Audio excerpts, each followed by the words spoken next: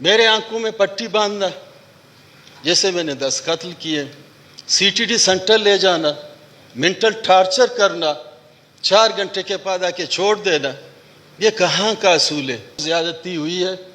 میں ابھی walk out کروں گا اس سیشن میں۔ تھینک یو جناب اسپیکر۔ Thank you. وقفہ سوالات۔ جی علی محمد صاحب۔ اس کے 4 اکائی ہیں۔ اس ہاؤس میں جو لوگ بیٹھے ہوئے ہیں ہمارے لیے قابل قدر ہیں، اور اس ہاؤس سے فیصلے ہوتے ہیں۔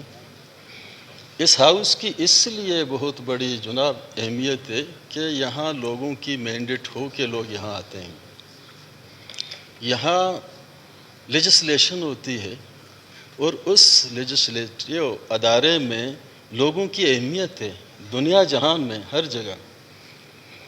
میں یہ بتاتا چلوں کہ 9 تاریخ کی رات کو عشاء کی نماز کے بعد میرے گھر پہ لشکر کشی کی گئی۔ سینکڑوں گاڑی، سینکڑوں کی تعداد میں فورسز جو سول وردی میں بھی تھے، ان میں CTD بھی تھا، ATF بھی تھا۔ بڑے پیمانے پہ چادر اور چار دیواری کی پامالی کی گئی۔ وہاں گھس کے پورے گھر کے ہمارے 3 پورشن پہ وہ گئے بغیر کوئی اجازت کے۔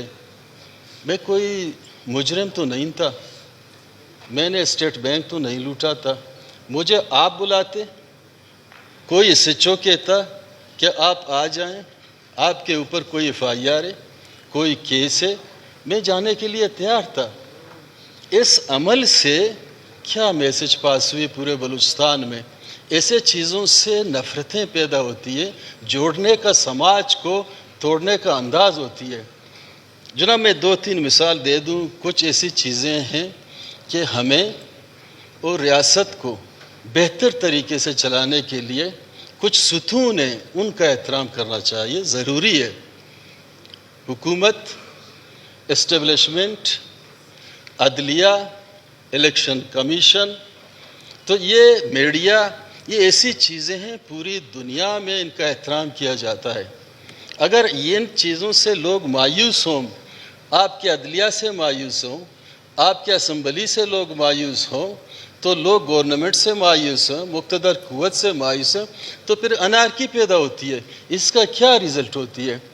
سمپل مثال دوں میں، شاید پھر اس کی جواب آپ بھی دے دیں، اور ہاؤس میں CM صاحب بیٹھے ہیں وہ بھی دے دیں۔ مثال 2006 میں نواب اکبر خان کے واقعہ کے بعد یہ سوال ہے پورے پاکستان میں، اس ریاست کو فائدہ ہوا یا نقصان؟ کچھ فائدہ نہیں ہوا۔ جو عمل ہوا آپ بھی دیکھیں آج کیا ہوا۔ جنرل ایوب کے زمانے میں نواب نوروز خان کے ٹائم پہ جو واقعہ ہوا، اب تک لوگ اس کی ڈے مناتے ہیں، فائدہ ہوا نقصان ہوا؟ حمید شہید کے پھانسی دینے سے فائدہ ہوا نقصان ہوا؟